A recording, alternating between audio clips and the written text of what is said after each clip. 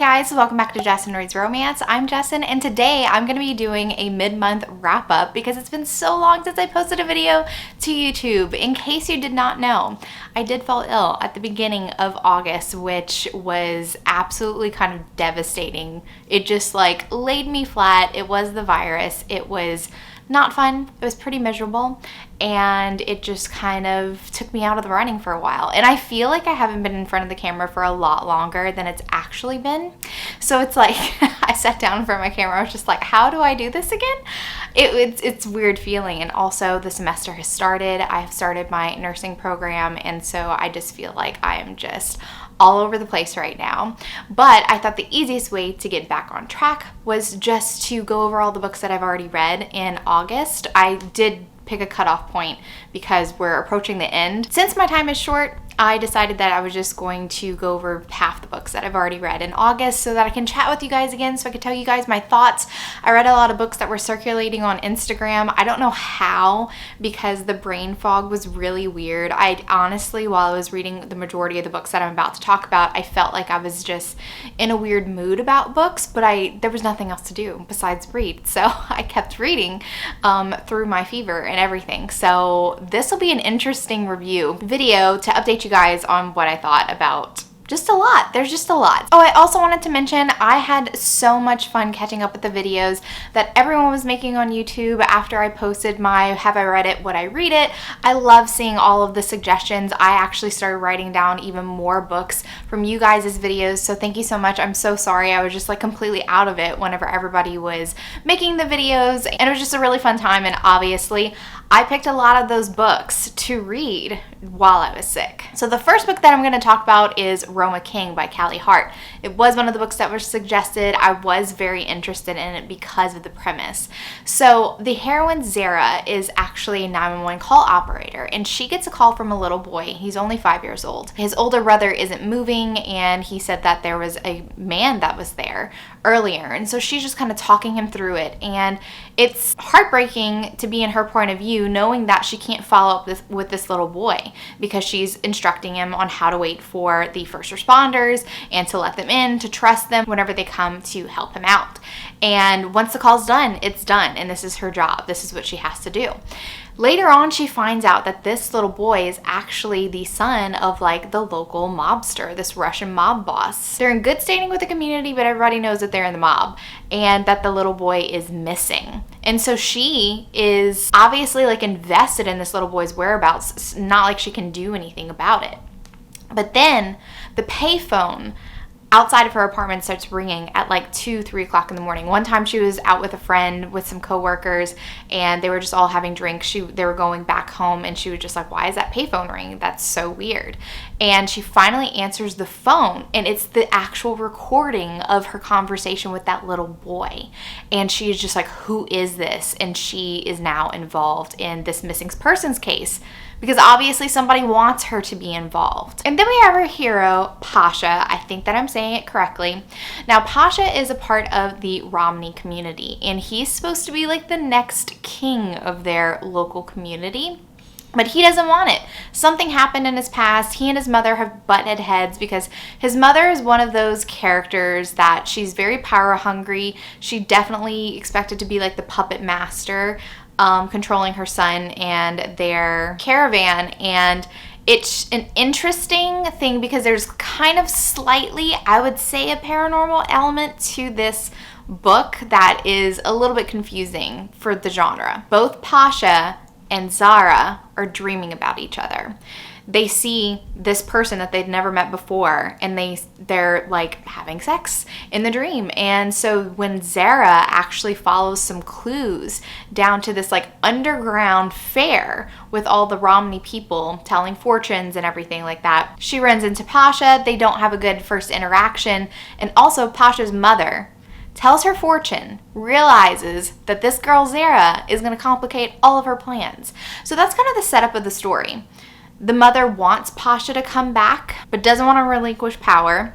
She doesn't want a rival, so Zara is a rival. and we're also dealing with a missing persons case. So it's a lot, and this is a duet. So I am going to go ahead and talk about the second book as well. So it's a lot of like kind of like mystical stuff happening because it's an instant connection between Pasha and Zara once he realizes who she is. Even though her initial impression of Pasha is like, oh, he's arrogant and he wasn't very friendly or whatever, it's still the sexual tension is like almost instantaneous for them. For me, I didn't feel it. I did not feel this couple. I was just like, they feel like they're thrown together by fate, but not in a realistic way that I'm just like, oh yeah, they totally belong together. And I honestly felt like the plot was too much. It was just too much. There was too much going on with the history and too much going on with the kidnap case. So I gave the first book 3 stars. And then I picked up the Roma Queen later on during the week, but I'm just going to go ahead and talk about it to like round it all up. So there are going to be slight spoilers for what kind of happens. I'll try to be as general as possible, but obviously read the first book before you read Roma Queen. So Zara and Pasha are kind of together, and they're also working on trying to find this little boy because there's a connection with the reason why Pasha was kind of like exiled from his Romney community was because he supposedly killed this man, but this man was a predator who preyed on little boys. And apparently the mother, his mother, was very upset by this. I feel like the character motivations were just so confusing. Like the way his mother was set up was so confusing. She wanted him back, but she didn't because she wanted power. She wanted to protect a predator, a child predator, for I have no idea what reason, honestly. There was some sort of like, I don't know, love going on between that, and it was just honestly such a weird situation. It was a weird situation, and I felt like the most interesting part of this story was actually the kidnap case, and it was pushed way to the side with all of the, you should be king, and you're gonna be the queen, and you're gonna have to learn to live like this, but we'll go between my world and your world and stuff like that. And it became more about just him assuming the mantle of kingship and assuming responsibility for his people, where he's been kind of doing his own thing for 3 years, and Zara just is kind of along for the ride, and it was quite disappointing. I gave the second book 2.5 stars. I just did not like it at all, and it was kind of sad because I thought that it was going to be a really fun, cool mystery, and I just felt like the mystery part of it was just lackluster for me. Then I read Baby in the Late Night Howlers. I think that that's the full title. I always get confused. But this is the first book in the Sweetverse by Catherine Moon. And actually, while I was on vacation, I read Lola and the Millionaires, which was a duet. And Lola and the Millionaires is kind of a follow-up to Baby in the Late Night Howlers. You see Lola in this book, in Baby's book, because they're best friends. But I will say that I thought that maybe I should have read Baby before Lola, but it was fine. Lola's part is very minuscule in this book, period.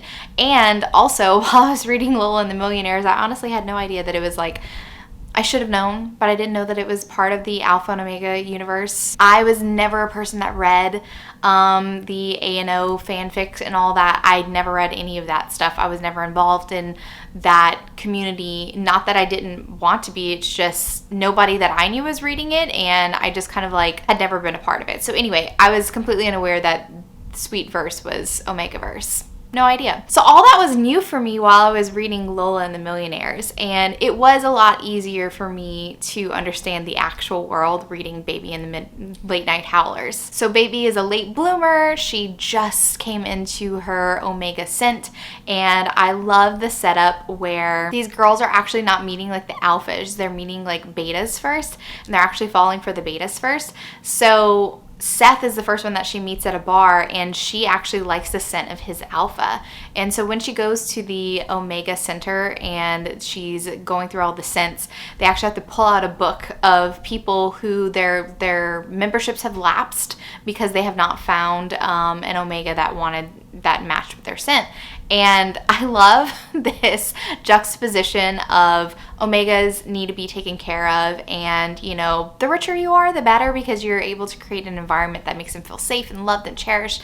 But the pack that she ends up by really like bonding with over scent is a motorcycle pack, and they're living in kind of like this grubby compound. It's not very like set up for an Omega, but she still really connects with them anyway. And honestly, these books are just so freaking sweet. I love the way that Baby starts bonding with all the guys. Of course, there's only certain ones that she actually is attracted to via scent. Some she just kind of like befriends, and the others are actually in a sexual relationship with her. I will say that I much preferred Lola and the Millionaires. I love that duet. I thought that they had such a deep connection, Lola and her guys. And not that Baby didn't have a deep connection to her guys as well, but I don't know, it just went deeper with Lola because of the way that they dealt with her trauma. So I really did enjoy Baby and the Late Night Howlers. I gave that book 4.5 stars, but Lola is where it's at. I just absolutely enjoy that book so much. Next, I read The Casanova by T.L. Swan. I got an ARC for this one. It was on NetGalley just to download. Like, I didn't even have to request it. It was just kind of like, here, you want to download it?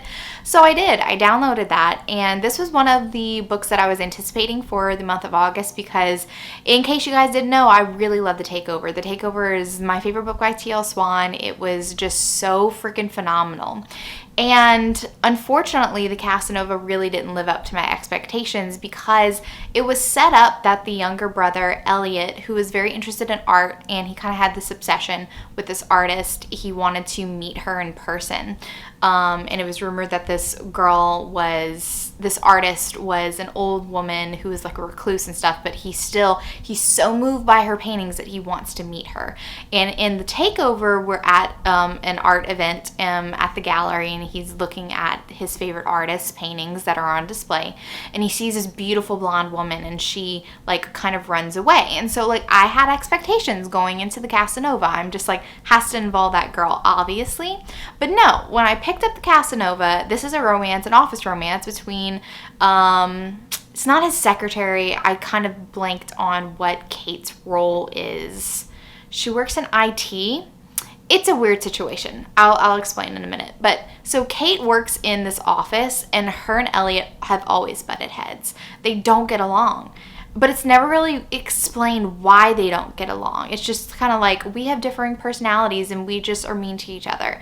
There's really no rhyme or reason why these two don't like each other. And like the way that they've been knowing each other for like years, and the way that Elliot sees her dancing in like the photocopy room, like he's watching security footage, and she's like wearing a different outfit, and like at first he doesn't recognize her, and he's like, oh my god, this person's so hot. And then all of a sudden he turns around and it's Kate, and he's just like, oh my god, I can't be attracted to Kate. This is the woman that I butt heads with all the time.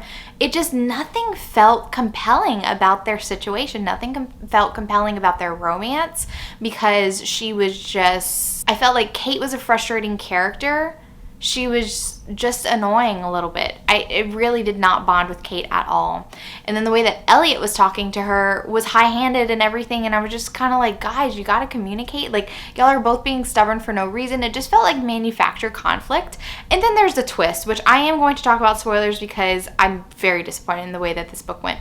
So, spoilers. The blonde woman that Elliot has been kind of seeing around is actually Kate's other sister, who is like the most beautiful, glamorous ever. And like there's kind of a side plot where Kate's sister, I forgot what her name is, Elena, I guess, she really doesn't matter in the grand scheme of things, was kind of like, I have my eyes set on Elliot because I want to bag a Miles brother, and of course he'll never be able to resist me. Kate has a sense of inferiority when it comes to her sister, but she still wants to have a relationship with her sister, even though her sister is the worst. She's the worst. She is the worst. Their parents died, and they've been grieving. They haven't wanted to clean out the house, and their sister goes behind Kate and her brother's back and sells like pretty much everything. All of their memories, all of their like scrapbooks, everything. All the stuff that Kate was just like, eventually I wanted my mother's like china dishes and stuff like that. The sister sold that. And I'm just like, I don't understand why Kate wants a relationship with her sister. She is a horrible person. She's extremely selfish.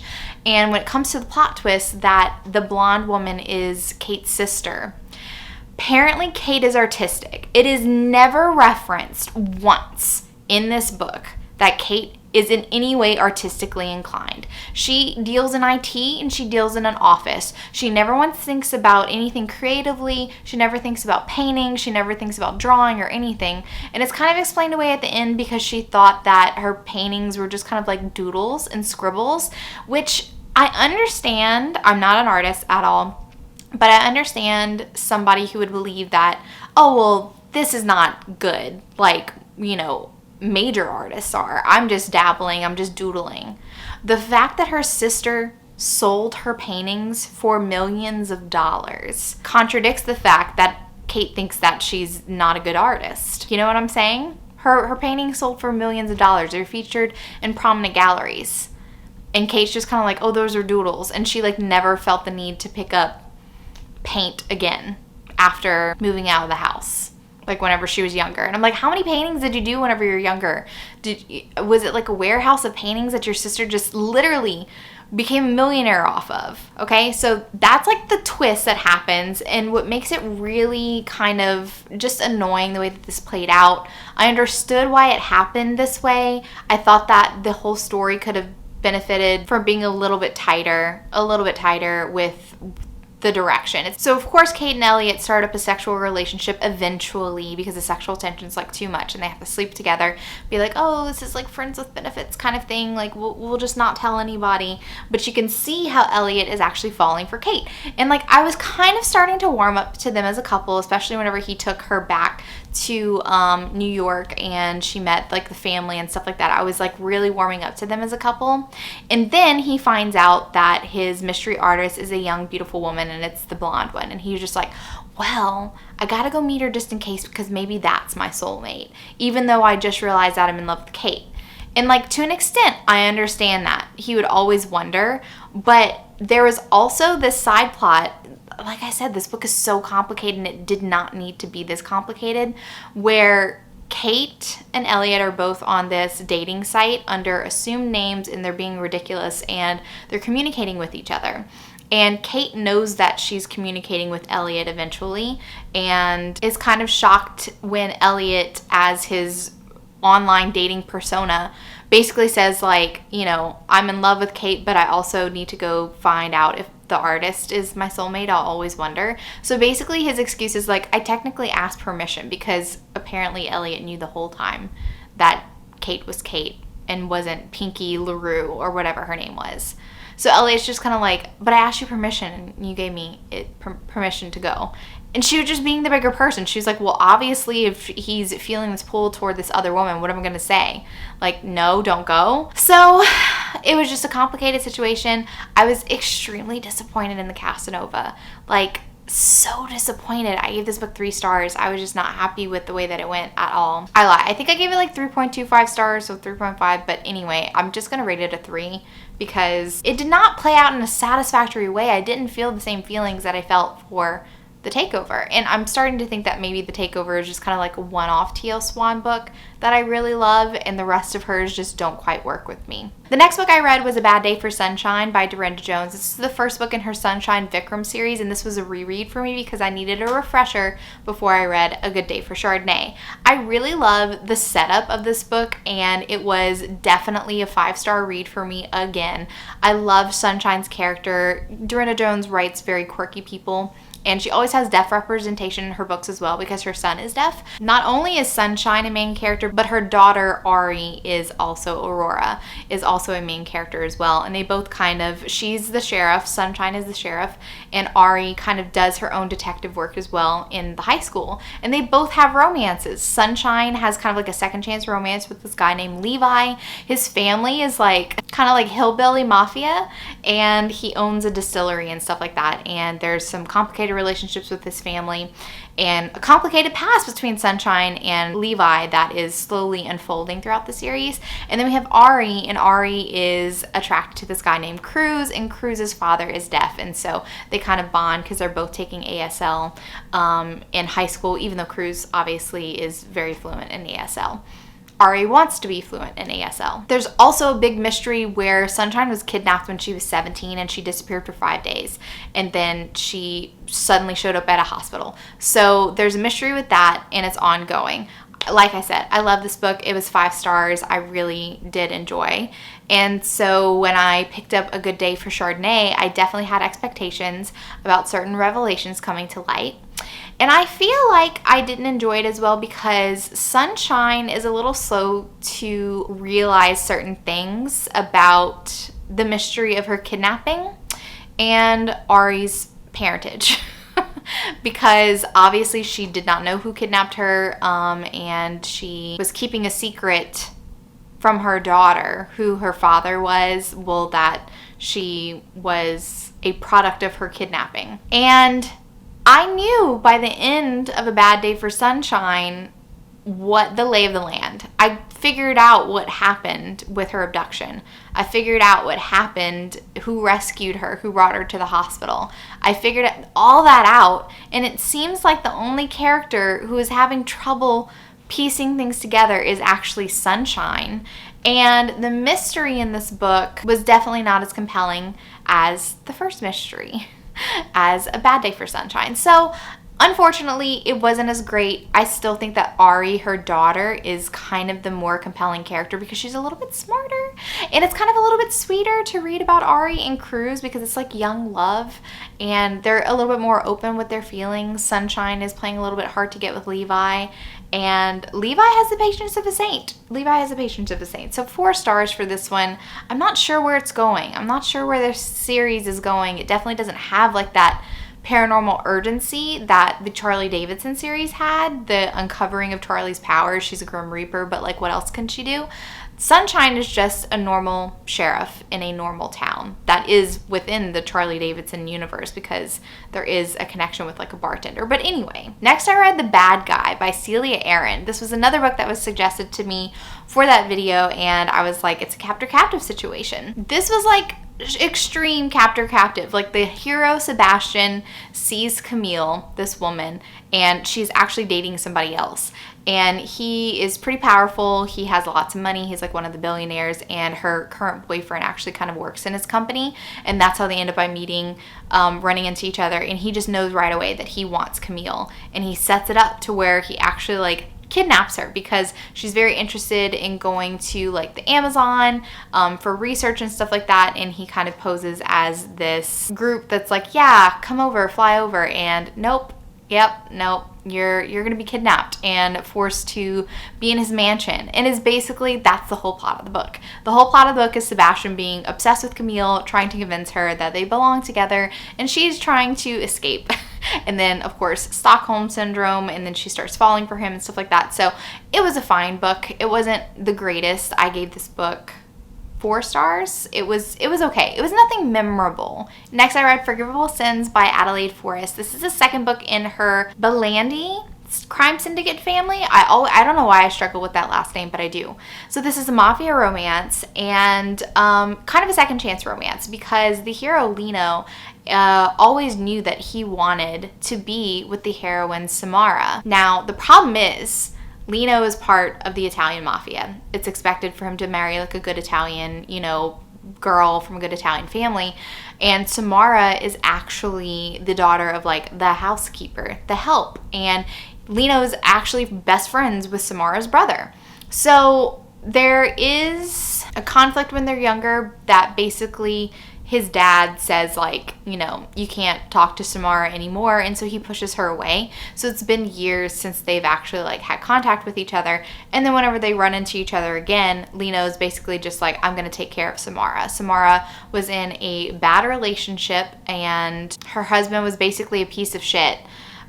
And I just didn't understand why Lino couldn't tell Samara when they were younger, like, I do expect to be with you right now. I can't go against my father. So like this all has to be secret, because then she wouldn't have fallen into the clutches of her first husband and been abused by him. And the fact that he just kind of like let her be in that situation for so long was kind of just not great. And as it was in the first book, Adelaide Forrest just has some ultra possessive heroes, and they just kind of go over the top. Once they decide that they want their woman, they go balls to the walls and just kind of like don't give them time to breathe or adjust, and they're not very great communicators. So again, it was fine, nothing special, but I definitely wanted to get to the third book. So I was pushing through. So I gave this one 3 stars. And then I moved on to the next one, Grieved Loss. And this is Calla and Riker. Now, Riker has had his eye on Calla for many years. Her husband is a police detective, and he actually kind of works with the Belandi crime syndicate family. And so Riker just felt very protective over Calla because he just kind of fell in love with her, kind of love at first sight. He wasn't doing anything because she was already married, and he actually had like a run-in. Like he sees her struggling because she doesn't have a great marriage. Her husband's pretty damn absent, not a good father, and she just feels very alone and isolated. It's kind of like a stalker situation in a sweet way. And eventually her husband does pass away. He gets shot, and so he covers her expenses and lets her grieve for about a year, and then he basically kind of moves her in, and she has no choice in the matter. So it is a captor-captive situation, and he is so attentive to all of her needs and all of her children's needs, and he's just kind of like, we're just going to be together. And this is the types of romances that Adelaide Forrest writes. It's just, like I said, they go balls to the walls. There's no middle ground, and definitely no opinion of the woman on like, I'm going to ease you into this. It's like, no, I'm going to protect you. I've decided this. In this situation, in these types of books situations, especially like mafia situations, I do expect my heroines to kind of get on board a little bit faster. I think expectations as a mafia romance reader, I almost expect my characters to know the type of book that they're in. And so the fact that it took her almost the entire book to warm up to him, I know it sounds crazy because it's a captor-captive situation. Why should she warm up to him? But it's a romance, so I'm expecting them to be together. So I did want her to kind of cave earlier than she did, and she put up so much resistance, and he really never faltered and gave her a reason to doubt him. He never did anything to her that was questionable. The only thing that she was questioning was that he was part of a mafia group, and the fact that she was insisting that she didn't want him involved in like a fatherly way with her kids because she felt bad that they would forget their own really shitty father. So her loyalty to her ex-husband, I did not love that. It wasn't my favorite, but I did enjoy the romance better for this one. So I did give this one 4 stars. Then I decided to pick up the last Kennedy Ryan series that I have never read before. I hadn't read the Bennett series, and Crystal recently read it, and she definitely told me that I would probably like the last book in the series, and I thought, why not? I have the time, I'm 6, so I'm just gonna start from book 1 instead of like, you know, jumping to book 4, because I like to read in order for stuff like this, especially Kennedy Ryan's, where the series is about different couples, but they're all kind of connected, so you get history, and I would recommend you read this series in order. So When You Are Mine and the second book in the series, Loving You Always, it's basically a duet because it's about the same couple, and it's kind of like a Grip and Bristol situation. You could see like the seeds being planted, like that type of relationship where they meet. Walsh and Karis meet, and Walsh is from a very affluent family. Both his mother and his father have like separate businesses. They're divorced. But Karis she comes from nothing, and she definitely has some issues with self-worth, and she doesn't feel like she belongs in like Walsh's world. That's why she's actually dating his friend Cam.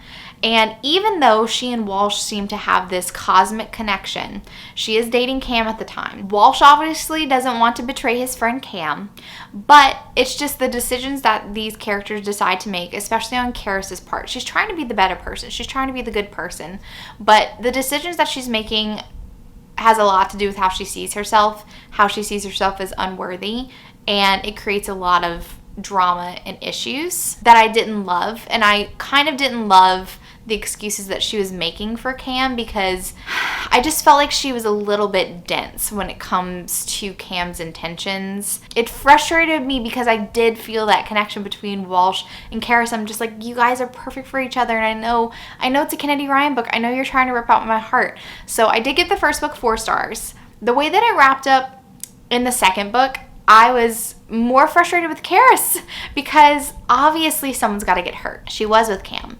And I don't want to go into spoilers, but Cam does end up by getting hurt in a situation that was completely avoidable if Karis would have just been honest with herself. I was also really frustrated with Joe as a character too. I was just really frustrated with all the characters. Walsh probably frustrated me the least of all, but I was just kind of mad that Karis basically put them in a very difficult situation, and there's a lot of heartache that went in with that, so I gave the second book 3.5 stars. Now the next one, Be Mine Forever, kind of slight spoiler, but not really, because it's very much mentioned in the first book that Joe, who is another friend of the group, has always been in love with Cam. And why she has never spoken up to Cam about her feelings, I have no idea. Obviously they're meant to be together.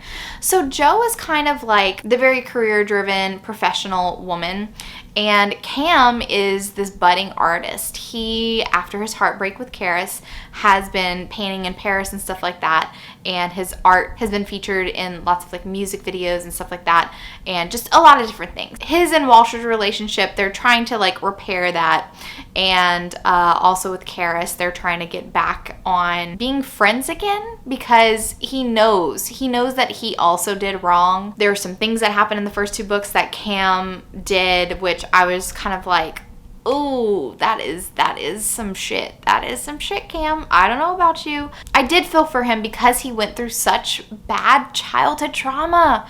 These childhood traumas that Kennedy Ryan has her characters go through.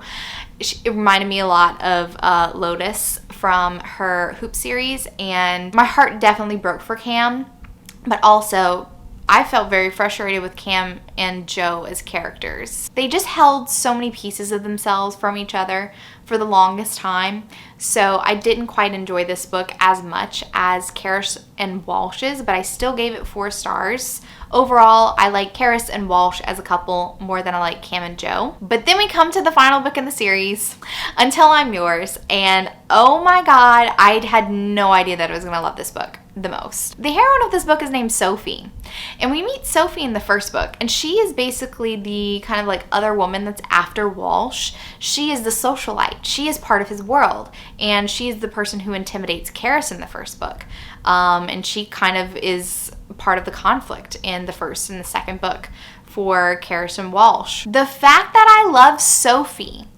book the most, Sophie and Trevor, is mind-blowing because I hated her. I hated her and what she was doing to Walsh and Karis.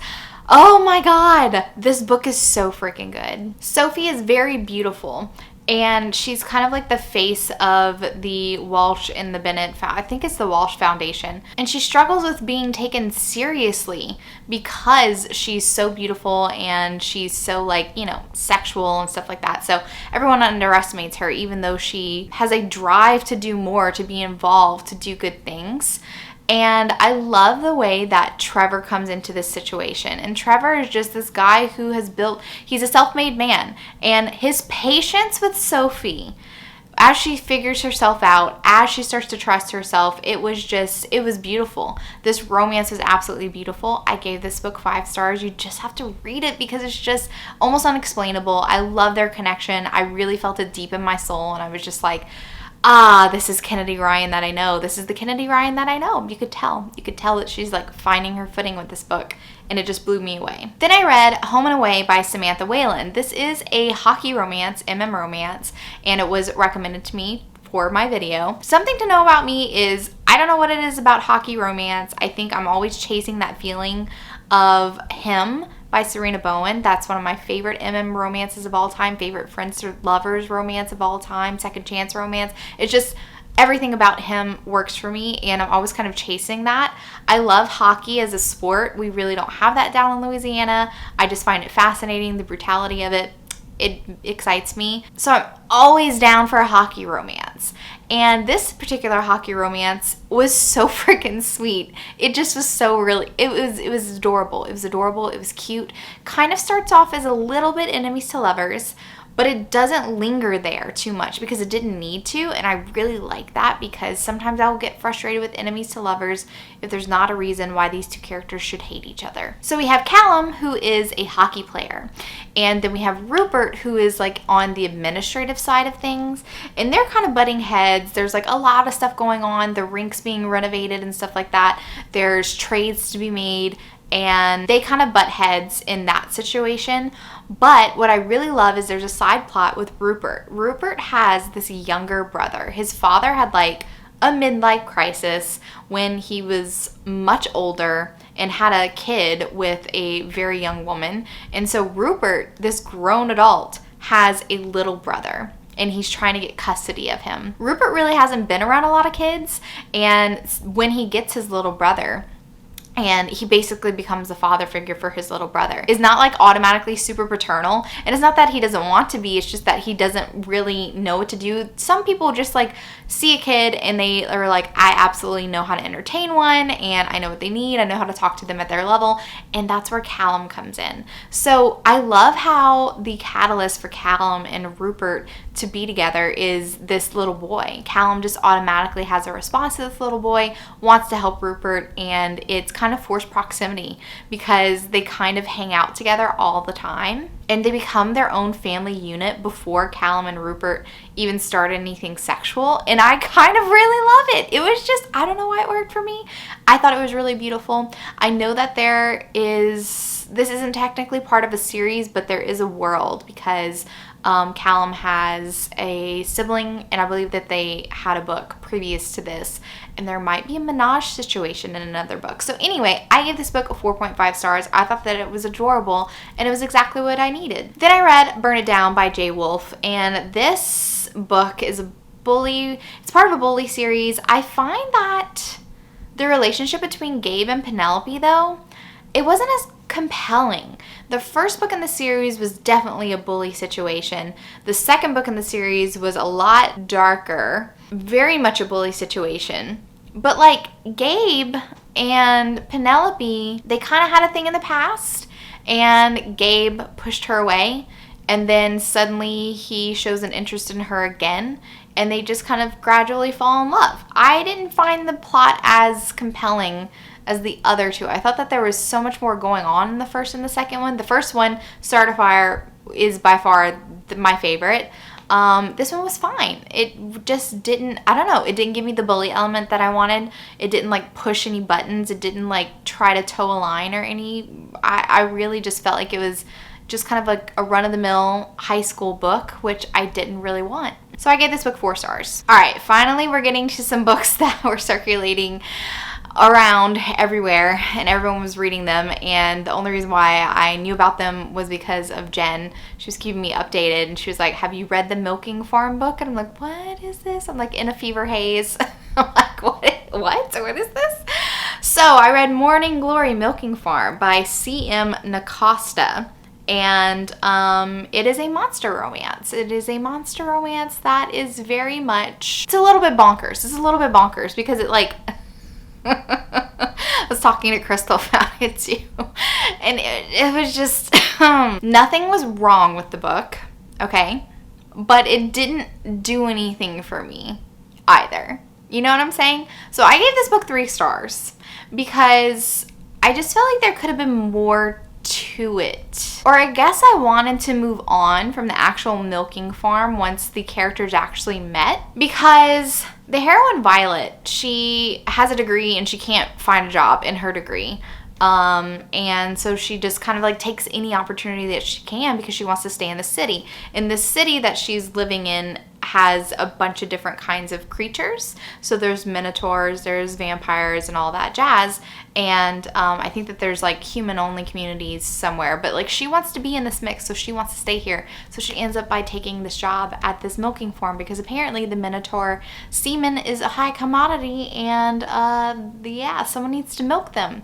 Because apparently this facility, they're prided on their catering to the minotaurs because it could be totally hands-off. They have machines, but what makes this facility so popular with the minotaurs is they have actual, you know, females to help them along. It's kind of like sex work. It's not supposed to be sexual, but it is, you know? At least for the Minotaur, can't be totally unsexual. The whole point is to get them off. So it is sexual. And Violet has a reaction to Rourke, a certain Minotaur that comes in. And they just kind of like get to talking. They're not supposed to get all personal, but of course they're breaking the rules. And then they start meeting outside of the facility. And that's where their relationship actually develops. It's outside of the facility. So like I said, nothing was like wrong with the book. I just felt like I could have done with more build up in their relationship, and I guess a little bit more interesting plot point, maybe with like what she wanted to do with her life, you know. There really wasn't resistance from like her parents or anything. Nobody was like questioning like, oh my god, you're gonna be in an interspecies relationship with a Minotaur that you met while you were literally harvesting his semen. So anyway, it was a 3-star book. It was fine. I'm glad I read it for the experience, but it's definitely not like an Ice Planet Barbarians where it's kind of like, oh yeah, weird penis in interspecies stuff, but like it's a staple and it like brings me joy. It just didn't do anything for me. It was just fine. Then lastly, I read Her Soul to Take by Harley LaRue. I saw this book circulating before I got sick, and I was just like, the aesthetic of the cover and the demon and the witchiness and the craziness, all of that, the blurb really was pulling me in. I was like, I'm kind of in the mood for something a little bit more gothic, a little bit darker. Like I said, the J. Wolf didn't bring me like that darkness that I was kind of craving, and so I thought that Her Soul to Take would. And Jen was describing that it was a lot like Buffy, which I've never watched Buffy, so I could not draw that comparison. Unfortunately, I did not really enjoy this book. So the heroine, Ray, is obsessed with paranormal activity and she wants to be authentic. She doesn't want to make videos on YouTube that are basically just kind of like clickbait. She wants the real deal. And she's in this town where her family is from. And this town has a bunch of history that she's obviously unaware of. And Leon is a demon who is on campus as a security guard, and she's unaware at first that he is an actual demon. And he has been summoned by this local family, and they're like obsessed with like this ritual, this god, and summoning and sacrificing and stuff like that. And she gets roped into the situation kind of unknowingly. And it's a romance between Ray and Leon. I really struggled with Ray's character. I felt like she was pretty TSTL. She was supposed to be very well versed in this paranormal activity type of stuff, and then when Leon starts revealing himself and revealing the situation with the family that kind of like had control of Leon, I didn't feel like she took the situation seriously when he was warning her about stuff. She was just kind of like, I'm fine. I don't know. I didn't really get the appeal of their relationship, like their romance. Like it didn't excite me. And the plot definitely didn't excite me at all. That family just felt very like caricature. And yeah, I was not really invested in this book at all, so I gave it 3 stars. I'm so sorry. I know that everybody was like loving it, and there's some like kinky stuff that happened, but honestly, the amount of triggers that were in the synopsis, because it was like there's all kinds of stuff that you should totally be warned about, and I felt like it was excessive because it made me think that this book was a lot darker and grittier and just kind of like more bonkers than it actually was. I felt like this was such a middle of the road book. I wouldn't consider this dark at all. It's a personal opinion probably, but seriously, sometimes whenever you warn too much, expectations are just not there. Well guys, that is it. That is all that I have to talk about for the first half of August. I will be doing the second half of August as well. I'm going to try to get back into a schedule of doing videos again. And I probably won't be posting 3 videos a week like I normally did before the semester. I'm just trying to be realistic. I will post more videos if I can, but if I can't, then you'll probably be getting weekly wrap-ups just so I can update you guys on what I'm reading. And I'm very curious to see what everyone is reading right now. I feel like I've been so out of the loop with social media because I was not on it for the longest time. I probably won't be on it as much as I usually am anymore, which sucks because that's where I get a lot of my recommendations. So make sure that you're leaving recommendations in my comments so that I can go look books up and see what everybody's reading. I'm not really on Book Talk either, which is where a lot of these books were circulating. So yeah, you guys are just gonna have to keep me in the loop. If you like this video, give it a big thumbs up, and if you're not already subscribed to my channel, make sure you subscribe to get notified of any future videos that I do. Thank you so much for watching, and remember, life's better with a little HEA. Bye guys!